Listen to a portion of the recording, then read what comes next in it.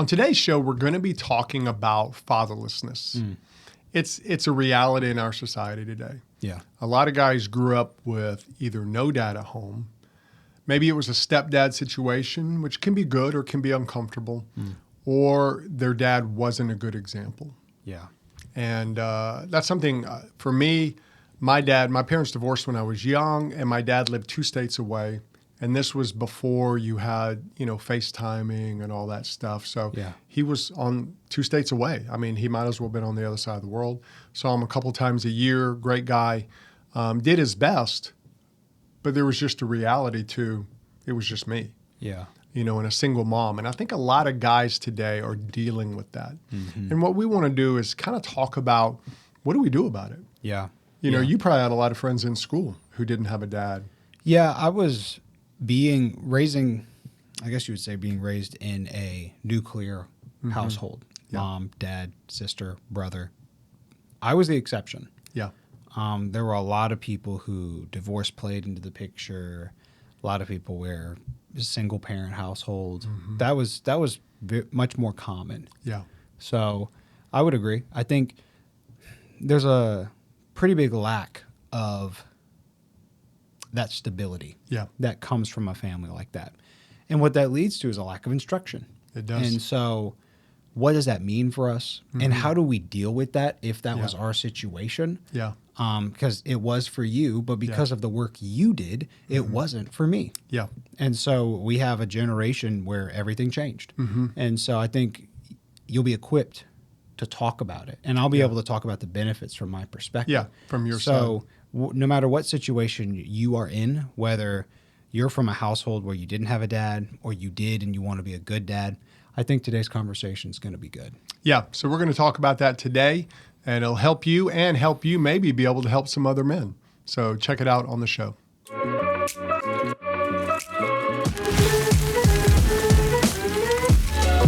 This is the Thriving Man Podcast with David and Reese Maxwell. These weekly shows are designed to help you remove the confusion from your life and make real progress with your growth. No matter where you are or where you're going, we're here to help you live a life you can be proud of. So welcome to the Thriving Man Podcast. Welcome to Thriving Man, where our goal is to help you move from survival mode to living a life you can be proud of. I'm Reese. And I'm David. And today we are discussing the topic of really a fatherless generation. Yeah. Not having a dad, or maybe having a dad that emotionally and mentally wasn't really there. It feels like to me, because I'm a gamer, Yeah. it almost feels like you are being thrown into a game that has a hard difficulty without a tutorial. That's a good point. So you're just making it up as you go. And you're like, hopefully this button works. And you're just swinging and you're just you're hoping you make it. Yeah. I feel like that can sometimes be the vibe of your life when you don't have instruction and you can't seem to find instruction. What was it like to you? Because you gave a little bit of your background in the intro. What would you say that feels like?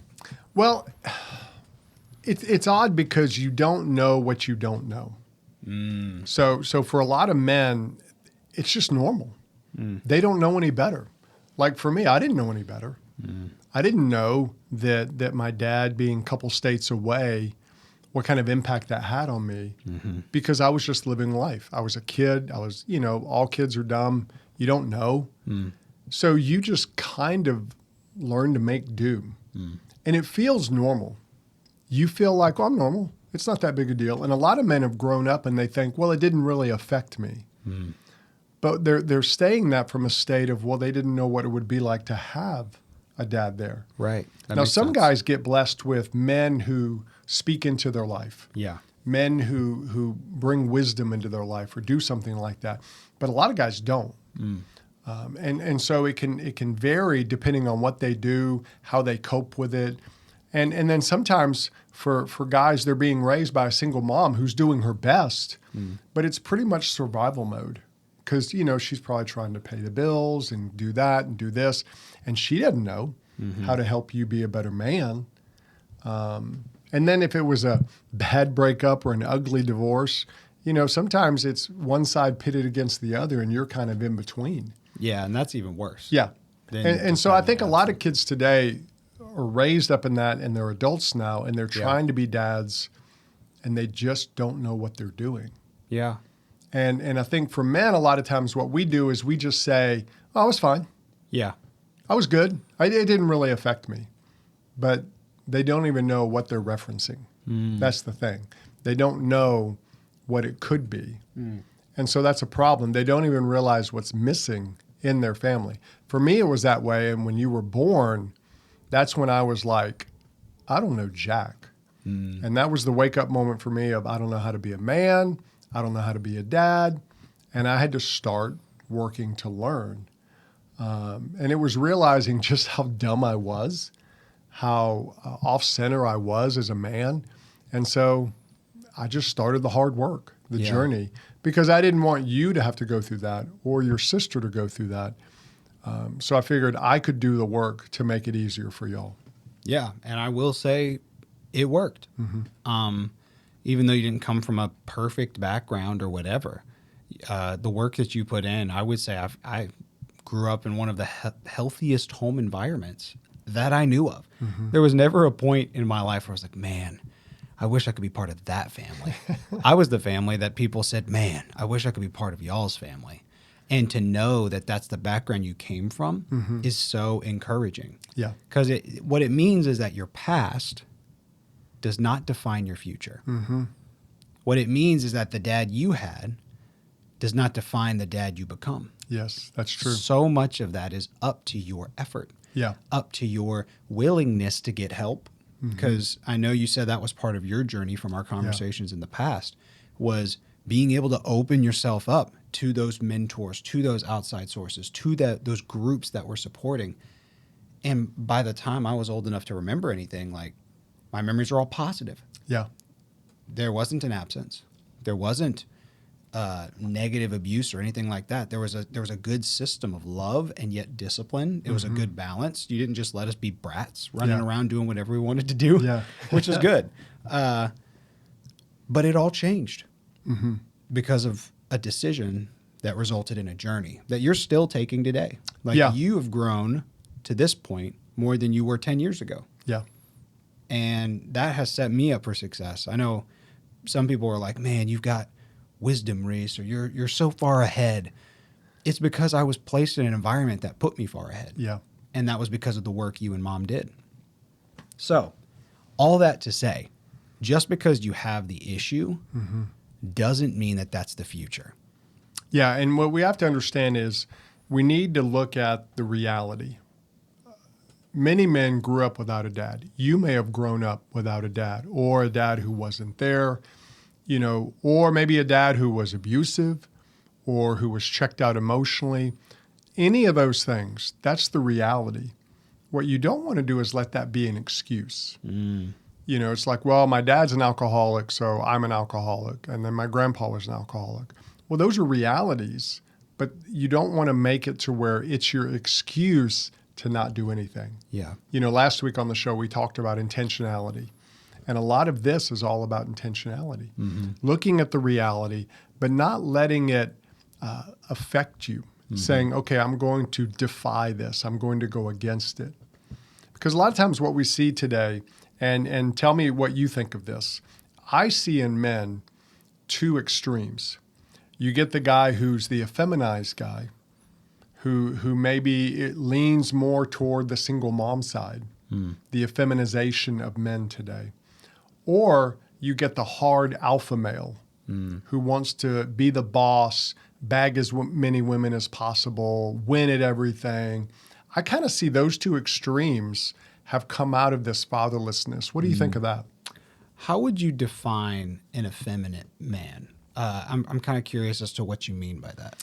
Yeah, to me, when I think of an effeminized man, I think of someone who thinks more like a woman than he does a man, which doesn't mean, and that's where we got to, I'm glad you asked that, because it doesn't mean you're not in touch with your feelings.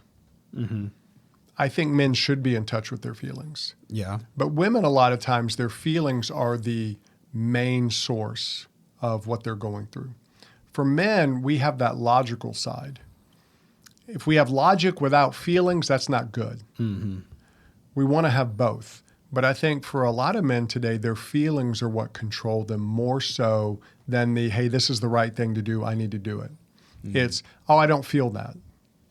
Well, sometimes you just got to suck it up and be a man. You know, when you go to war, you don't feel like going to war, but you do it because that's what men do.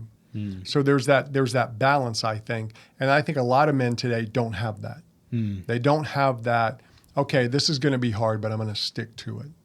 They kind of, no, I don't like this. I'm going to just deuce out. I'm going to go do something. I'm going to escape. I think escapism for a lot of guys is just that this feels better to me, and so I go that way. Does that make sense? It does. And I would say I halfway agree. So for the effeminization of men, I feel like it has less to do with having the emotional side, like you said. It has more to do with the passivity of letting how you feel dictate your life. Yeah, that's good. So I'll give you this example. Men have been emotional since the beginning of time. Think of how many poets were men for thousands of years. How many authors of these highly emotional books were men. Look at the Bible. A lot of the prophets were very emotional. David, very emotional. Look at the Psalms. That guy had some emotions that were defining him. And I would not define him as effeminate. But it's the passivity of, instead of dealing with those emotions and, you know, you incorporate them, they're a part of you. Letting those things rule you, I think would kind of be that extreme. Or maybe a good example would be checking out. Like mentally checking out and just doing whatever you feel like doing whatever happens. That to me would be kind of that extreme. Yeah, I like that. I like the term passivity because I think that maybe is a better way to explain the effeminization of men today, because you look at how many men are addicted to porn today, where it gives them a feeling of being the man, but they're actually in a very passive relationship. Right. They're not actively engaged in pursuing a woman, being the person you need to be for that woman. You're just letting those images dictate how you feel and what you do. Yeah, because the word, I think maybe part of it, that's my problem, is the word effeminization. Because I would say that our culture more so has that extreme of either you're a man's man or you're gay. That's true. And that's you're alpha male or you're effeminate. Those are the two extremes. And that's just not true. That's a distorted way of viewing it. There is the alpha male way of doing things. And there are people who struggle with homosexuality. But I don't think that's the other extreme. I think that's kind of its own category. I think there's the alpha male who is posturing. He's all bark and no bite. He's great at the sport, but he's always thinking about what everybody else thinks about him. You know, it's the fight or flight. That's what it is. Fight or flight. The alpha male has chosen fight. I'm going to look big. I'm going to look cool. I'm going to look effective. And I don't know what a better word than effeminization is, but maybe passive would be flight. It might be better. It's the, all right, I'm checking out. Because I have plenty of friends that fall more in that category.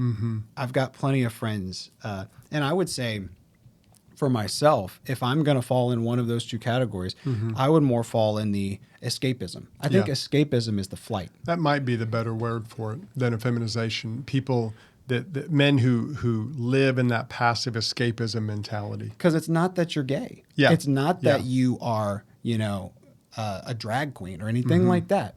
It's simply the fact that your response to life is, forget it. To run away. Who cares? You know? Whereas the alpha male's response to the difficulties of life is, I'm going to be like peacock, essentially. Where it's like, hey, I'm a big deal, buddy. You know, there's those two extremes. Whenever you don't have the instruction of what a healthy man is. Yeah, that's true. I think that's the thing, is a lot of people, they kind of build in their head, this is what a man does. But they're doing it from no example.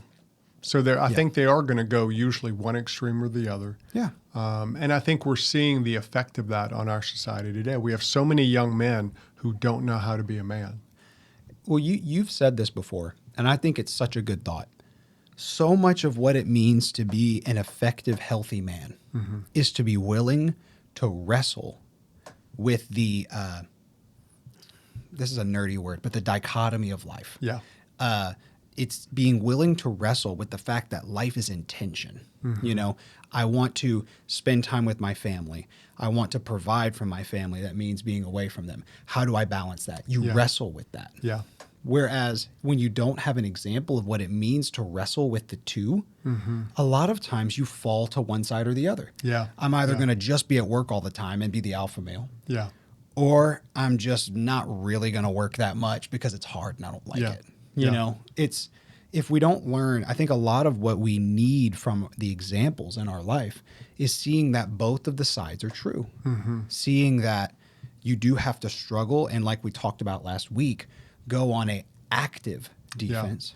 And yet you also want to live. You want to improve your life, but you also want to enjoy your life. Yeah. You don't want to miss it because you're so busy trying to make it better. Yeah. And so that involves a lot of wrestling, a lot of tension. And if nobody models that for us, then how are we going to learn to do it? Yeah. And a lot of our models, when you don't have someone in your life, a mentor or a dad, your models are media. Yeah. And media takes all of life and puts it into an hour-and-a-half movie to where the character does all these things, and it makes you feel like, well, that's impossible. I can't do that. It's a caricature. Yeah, it is. Really? Yeah, it's like a cartoon character. It's not real. And so for a lot of us, we think that's what real men do. This is what real men are. Or we follow people who are making content on YouTube, and we think, well, that's what a real man does. But they're content creators. Their job is to create something that is not that real. Yeah. And there's just the reality that what gets the most views is what's the most extreme. Yeah. So they're also a caricature. It's Yeah. just a caricature that they've created Yeah. to be interesting to people. And it's not real. Yeah, and so what we want to say to you is this is not to typecast you. No. This is just to realize that when you didn't have a dad, a lot of times you're going to struggle in these areas. You're going to struggle with passivity, or you're going to struggle with being that alpha.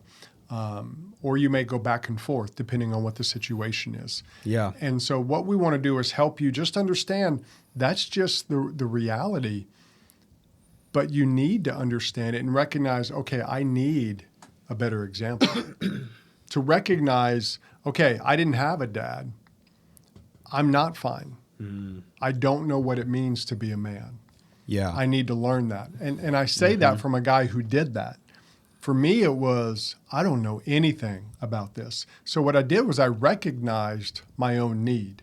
I recognized I've got problems. I thought I was fine. I'm a, because we say, oh, I'm a good guy. Yeah. I'm all right. I haven't killed anybody. Right.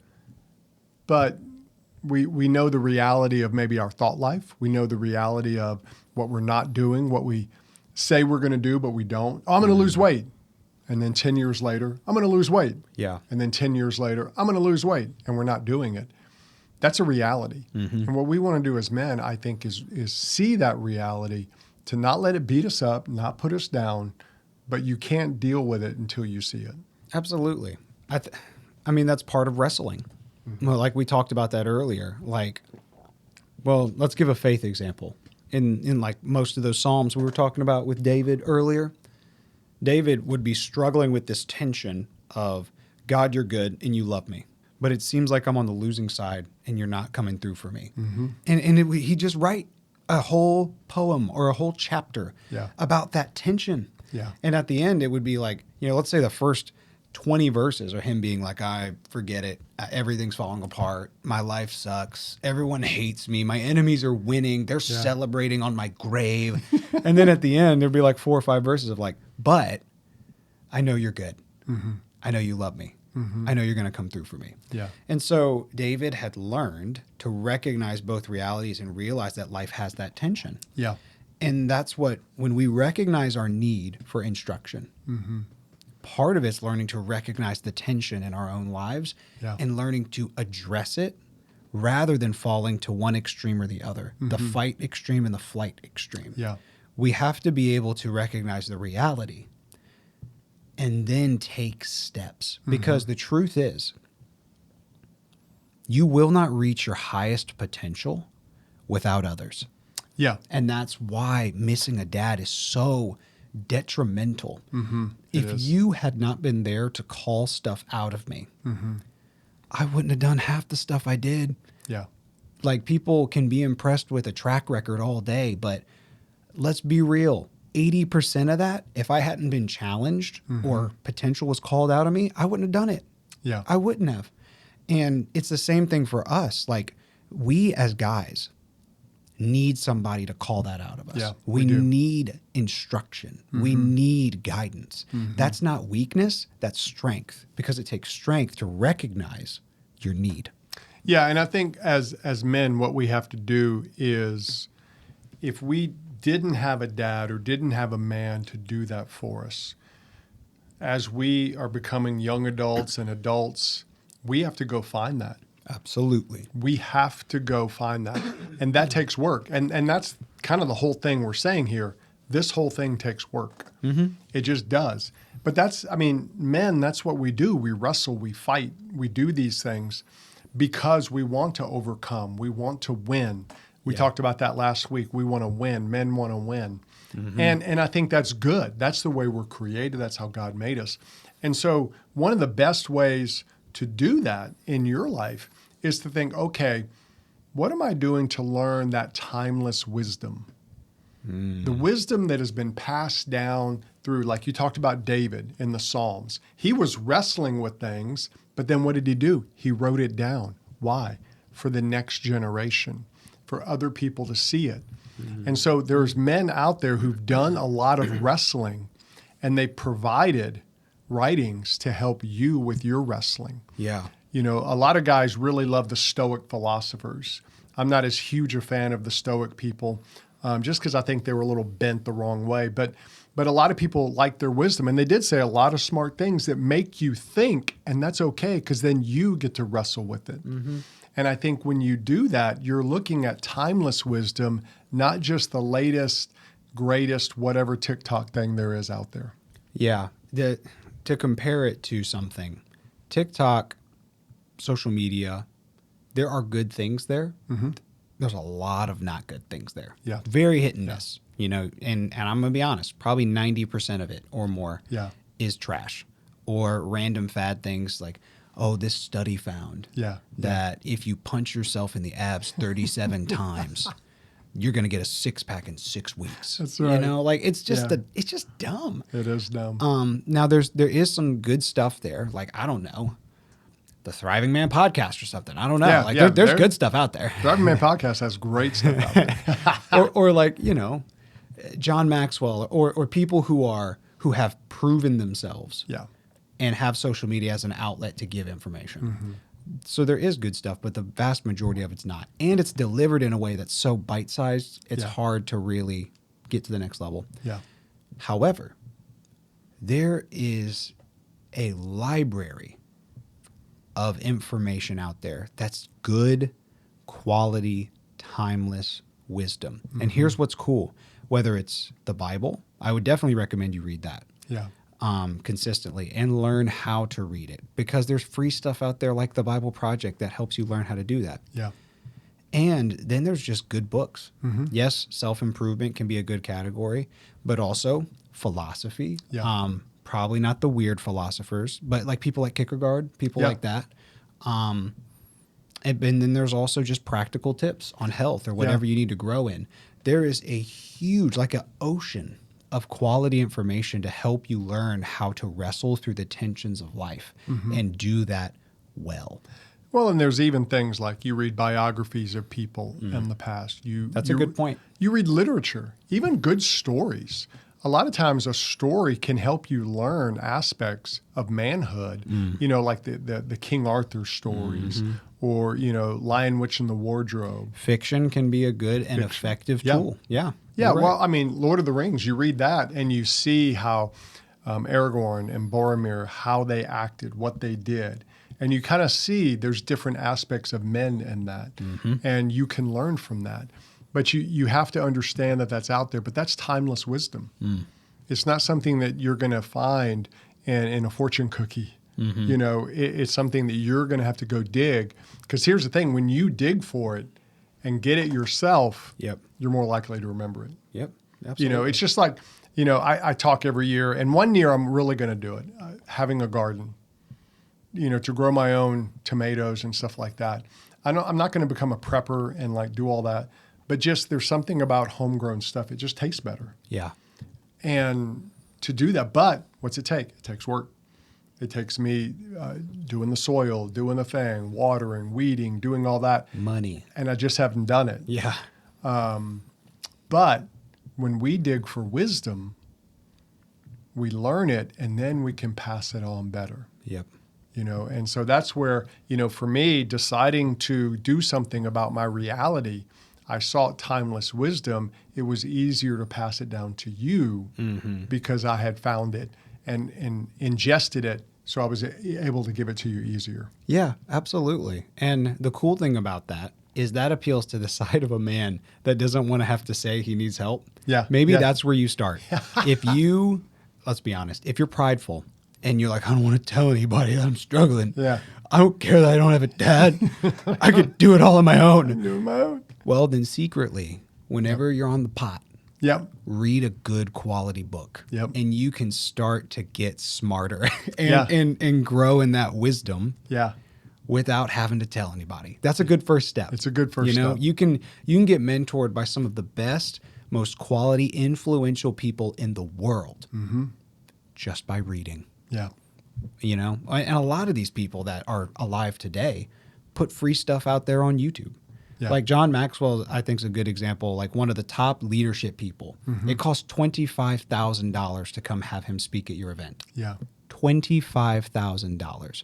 With inflation, now it's probably 40, you know? Probably is. But you can read, like he's got like dozens of books on a myriad of topics. He does. So you can learn from him information that he crystallized and put in this way to be understandable to you. You can learn from him. You can go to the library and get most of his books for free. And if you want to buy them, some of them are like $10, $15, $20. You can get you can go to Amazon and get used books. That are like $3. It's not that the information is not there. We just have to go get it. We got to go for it. And I think as men, we have to decide: am I willing to do what it takes to really help myself? You say, well, that's work. I don't like reading. You just got to suck it up. Suck it up. Because reading is going to force you to think, which is going to force you to grow. And that's a good thing. Because it's like lifting weights. When you lift weights, your muscle gets stronger. So you can lift more weights. When you read and get this wisdom in you, it gives you the capacity to learn more. And that's what you want to do. And that's the positive side of it. And you'll learn to love it. You really will. At first, even if you don't like reading, at first you may not like it, but as time goes along, you will develop a love for it because you're going to realize how it transforms you. So that's a great step, a good first step. I think another big one that is necessary, long-term, every single man has to do this. This is one of the core principles that if you don't get this, good luck because you're only going to last a couple weeks. You have to connect with other brothers. Everyone needs a guide and a tribe. That's why we're working on the Vanguard. We are trying to connect guys in an affordable way with a guide and a tribe and go through the process of growth together. Because we've recognized, we love coaching people. But every coaching session has an end. So what if we created a monthly subscription model where it doesn't end? We all need a long-term community. That's the need we're trying to meet because I need that. You need that. Every man needs to have brothers we connect with. It helped me through college. It helped me in high school. It's helped me with work. It's helped me with life. Brothers are important. We need that community. And I think it's easy today to kind of distance yourself from people. Right. It's easy to not have those brothers. And the good thing about today is you can have brothers virtually. Yeah. Now, is that ideal? Well, probably not all the time. But imagine having guys who call you to a higher level, even if they're guys in other states that you meet with. That's something. Oh, dude, I think that can get you. Have you heard of the Pareto principle? You do 20%, that makes 80% of the difference. Yeah. I think the virtual version of it can cover that. Yeah. Because I always, ever since I was in high school, struggled to find guys that challenged me to be better. Yeah. A lot of times I tended to become the leader of the group. That's not bragging. That's just like, it's annoying, Yeah. you know, because Yeah. you got to the point where you're like, I want to be led, Yeah. you know? Yeah. And so if that's you and you feel like the guys that are surrounding you aren't bringing the best out in you, that's where the digital option becomes a big benefit. It does. Because now you go from, hey, they have to be within a 30-minute drive to they can be anywhere in the country. Yeah. They can be anywhere in the world. We can collaborate together and bring the best out of each other. And the interesting part is you find that there's men struggling with the same thing you are all over the world. Oh, yeah. You know, one time I had a guy from New Zealand contact me and we talked through, he was listening to the podcast and he was in New Zealand, a totally different country than ours, dealing with the same thing. Yep. And so that's what you want to understand. You're not alone, and then you don't have to be alone. Because sometimes when you're alone, your mind gets weird. You think strange. You can catastrophize. Is that a word? Yes, Catastrophize? it is. Yeah, it is. Thank you very much. You can make things bigger than they are.